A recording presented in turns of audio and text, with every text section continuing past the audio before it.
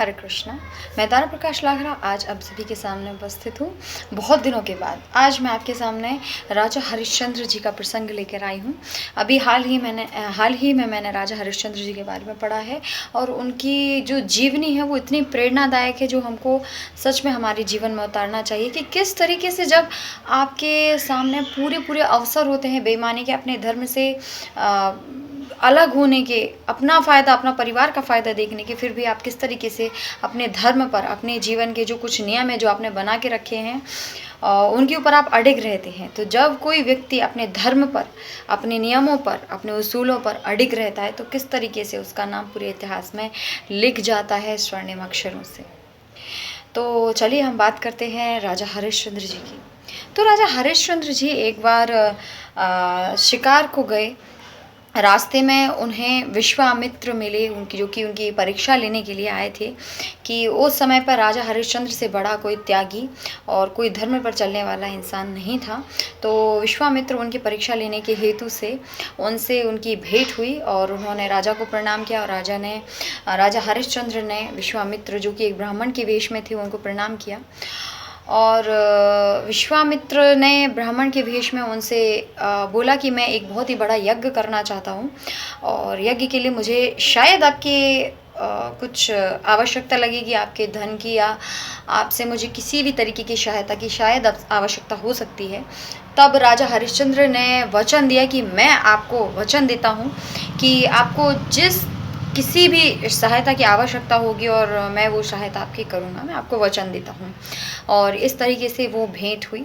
ऐसे कुछ दिन निकलते गए। एक बार जब राजा हरिश्चंद्र अपने दरबार में बैठे हुए थे उस समय विश्वामित्र आए और उन्होंने राजा को प्रणाम किया।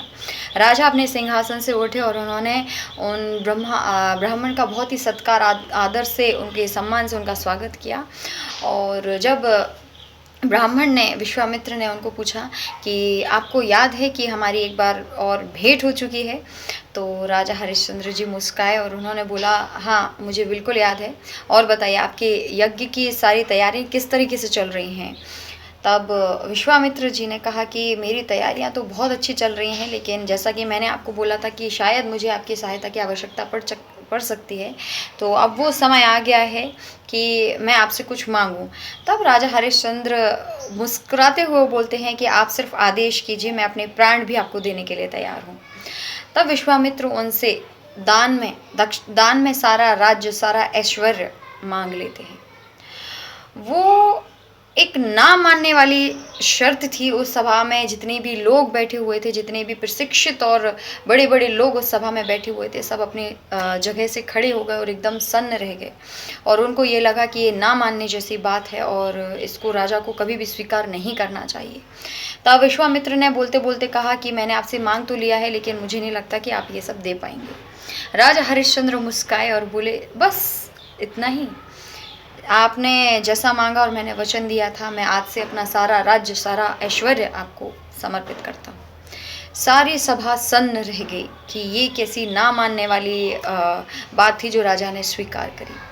तब विश्वामित्र ने उनकी और परीक्षा लेना चाहा और इस हेतु से उन्होंने राजा हरिश्चंद्र से बोला कि जैसे कि आपको पता है कि हम जब किसी को दान देते हैं तो वो बिना संकल्प के पूरा नहीं होता।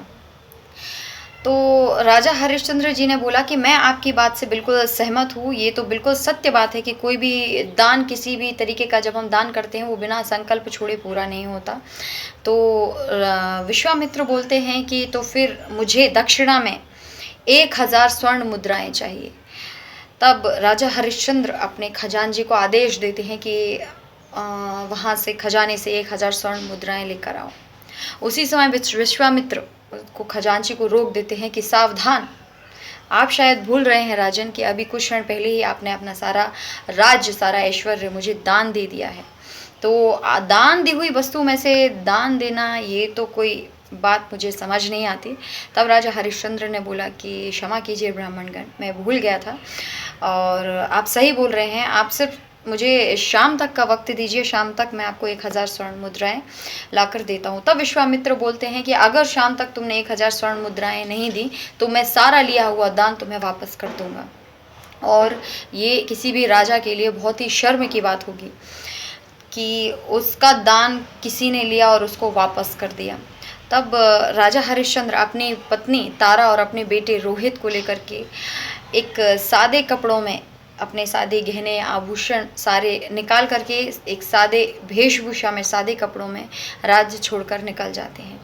जाते ही एक चौराहे पर पहले के समय में गुलामों की बोली हुआ करती थी, गुलाम खरीदे जाते थे, दास खरीदे जाते थे। तो राजा हरिश्चंद्र ने अपने आप को वहाँ पर गुलामों की जो एक लाइन बनी हुई थी वहाँ पे अपने आप को खड़ा कर दिया और उन्होंने खुद की बोली लगाई 1000 स्वर्ण मुद्राओं की।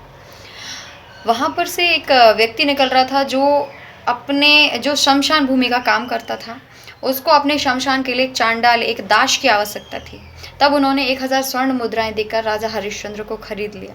राजा हरिश्चंद्र ने वो स्वर्ण मुद्राएं विश्वामित्र को देकर के अपना संकल्प पूरा किया। उसके बाद राजा हरिश्चंद्र उस व्यक्ति के साथ चले जाते हैं और शमशान भूमि पर चांडाल का काम करते हैं।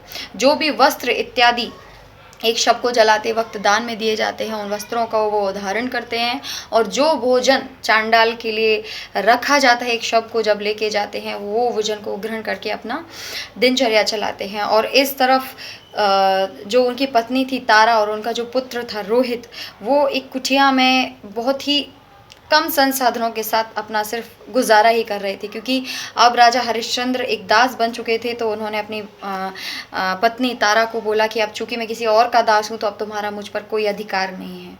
ऐसे काफ़ी समय बीतता गया, समय उनकी परीक्षा लेता चला गया और समय ने फिर एक बार करवट मोड़ा और बहुत ही बुरा समय उन पर आया कि उनका जो पुत्र रोहित वो खेलते खेलते बाग में गया, बाहर थोड़े दूर चला गया और वहाँ पर एक जहरीले सर्प ने उसको काट लिया और उसकी तत्काल वहाँ पर मृत्यु हो गई। तब देवी तारा, उनकी पत्नी तारा अपने पुत्र को लेकर शमशान भूमि पर जाती है उसका अंतिम संस्कार करने के लिए।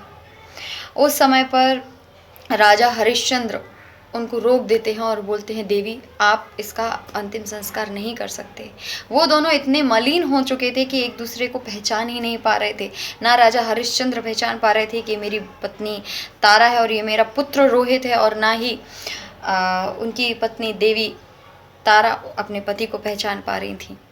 तब उन्होंने उनको रोक दिया कि देवी आप इस अपने पुत्र का अंतिम संस्कार नहीं कर सकती, क्योंकि जो कर आप यहाँ पर लगता है वो आपको पहले चुकाना पड़ेगा।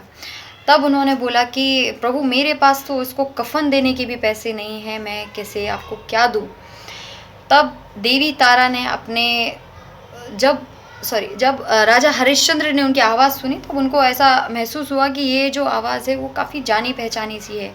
तब उन्होंने पूछा कि आप अपना परिचय दीजिए और अपने पुत्र का परिचय दीजिए। तब देवी तारा ने बोला कि मेरा नाम तारा है और ये पुत्र जिसका शव आपके सामने पड़ा हुआ है इसका नाम रोहित है, एक सर्प के काटने से इसकी मृत्यु हो गई है। तब राजा हरिश्चंद्र फूट फूट कर रोने लगे कि मैं ही इसका वह पिता हूँ, मतलब जिसका किसी भी तरीके का कोई भाग्य नहीं है, जो अपना अंतिम दर्शन भी नहीं कर सकता। कितना अभागी है कि जो अपने बेटे का अंतिम दर्शन भी नहीं कर सका। लेकिन फिर भी मैं अपना पुत्र का अंतिम संस्कार करने के लिए वहाँ पर आज्ञा नहीं दे सकता, क्योंकि जो मेरे मालिक हैं उन्होंने कर दिए सिवाय किसी भी तरीके का फन या फिर अंतिम संस्कार के लिए हमें आज्ञा नहीं दी है।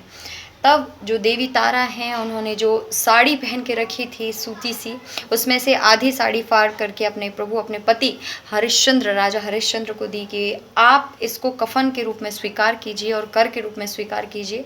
इससे हमारे पुत्र का अंतिम संस्कार भी हो जाएगा और आपका धर्म की रक्षा भी हो जाएगी। आपको अपने धर्म से विमुख होने की भी ज़रूरत नहीं है। ये देखकर आकाश से इंद्र, विश्वामित्र और तमाम जितने भी देवी देवता थे उनकी आंखें अश्रु से भर गई, आंसुओं से भर गई कि मतलब कोई इतना त्याग कैसे कर सकता है, कोई इतना सहन कैसे कर सकता है सिर्फ और सिर्फ अपने धर्म की रक्षा के लिए। वहाँ से इंद्र ऊपर से सारे देवी देवतागण पुष्प की वर्षा करने लगे। वहाँ विश्वामित्र जी प्रकट हुए और उन्होंने सारा वृत्तांत सुनाया कि मैं तुम्हारी परीक्षा ले रहा था और तुम इस परीक्षा में मतलब उत्तीर्ण हुए कि किस तरीके से तुमने धर्म की रक्षा की, अपने धर्म के लिए अपना परिवार, अपना पुत्र, अपनी पत्नी कुछ भी नहीं देखा, सिर्फ और सिर्फ धर्म की रक्षा करी। तो उसके बाद विश्वामित्र ने अपनी शक्ति से रोहित को जीवित किया और उनका सारा राज्य, सारा ऐश्वर्य उनको वापस किया।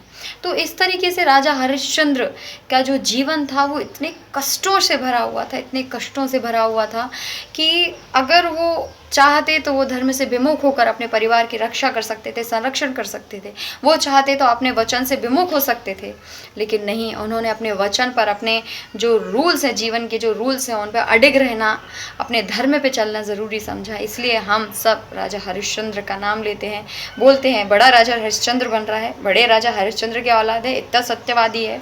तो राजा हरिश्चंद्र ने प्रेरणा स्रोत है हम सबके लिए कि हम सबको उनके जीवन से कुछ सीखना चाहिए और इसी तरीके से हमें भी अपना धर्म कभी भी नहीं छोड़ना चाहिए। कम से कम प्रयत्न तो कर सकते हैं कि हम हमारे धर्म पर चल सकें, क्योंकि उसकी रक्षा तभी होती है जब हमारे पास पूरे अवसर होते हैं बेईमानी के, लेकिन फिर भी हम उस पथ को हम स्वीकार नहीं करते, हम उस रास्ते पर चलना हम स्वीकार नहीं करते हैं, उन्हीं कम संसाधनों में अपना जीवन चलाने की कोशिश करते हैं। तो इतना तो हम कर ही सकते हैं।